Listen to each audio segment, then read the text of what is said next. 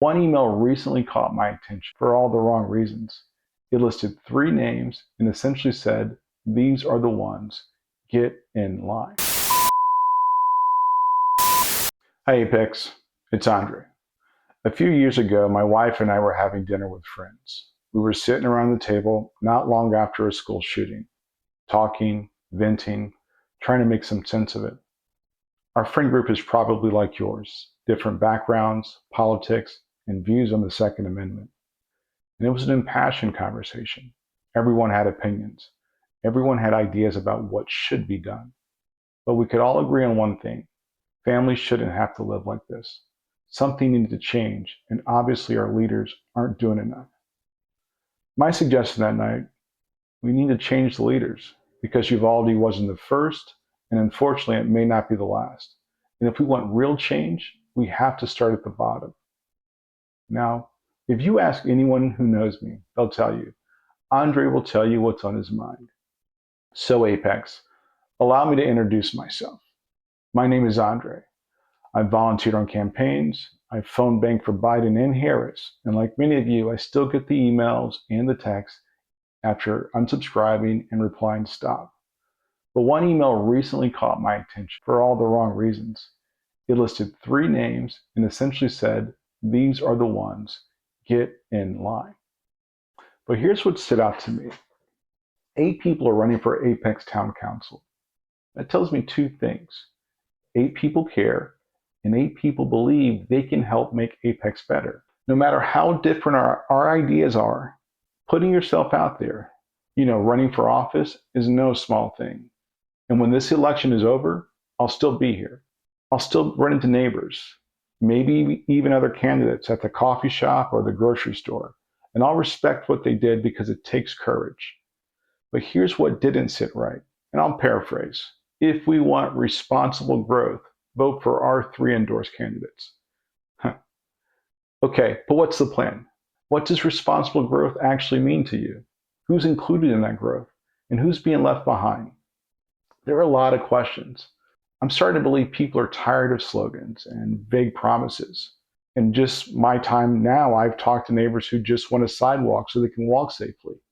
Others who told me the only person they hear from is the mayor, not the council members. Now, that may be an access issue.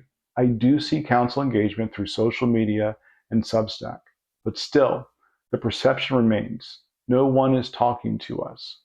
These aren't partisan issues. The catchy slogan won't fix them. They're real problems waiting for real solutions. Now, I don't want to get ahead of myself, but I can commit to this.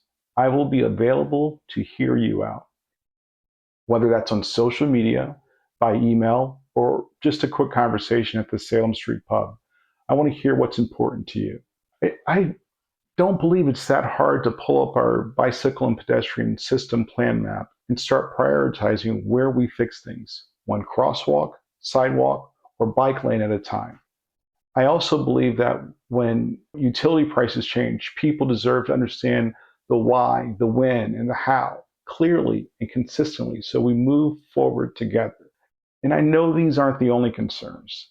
There are environmental concerns, infrastructure issues, and I may not have heard everything yet, but I believe we can solve them, or at the very least do a better job communicating where they fall on the list of priorities.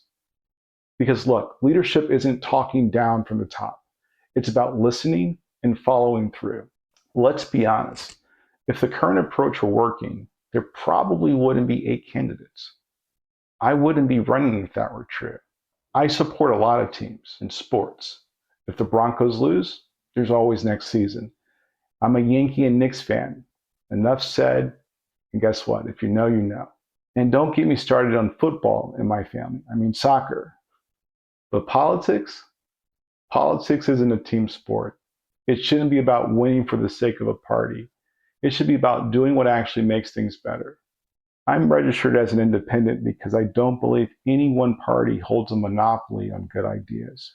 And honestly, that email just reinforced that belief. I don't let rhetoric distract me from what needs to be said or what needs to be done. That's something I practice with my friends and family. Not because I want to be right, but because I value those relationships. And at the end of the day, I share my life with people who agree with me on some things and disagree on others. And we still care about each other.